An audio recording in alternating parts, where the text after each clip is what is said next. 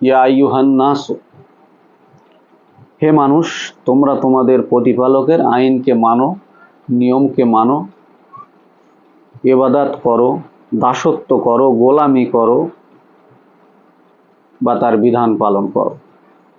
যতগুলি শব্দ ব্যবহৃত করেছি সব একই জিনিসকে ইঙ্গিত করে।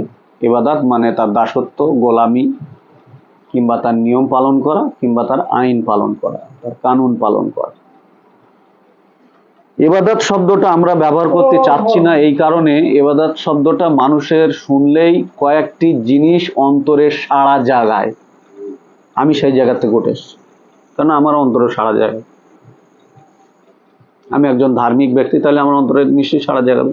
ইবাদত আমরা ছোট থেকে জেনে এসেছি, কয়েকটি জিনিস হলো ইবাদত, যেটা আপনারা ভালোভাবেই জানেন। তাহলে ইবাদত মানে এর যে নিয়ম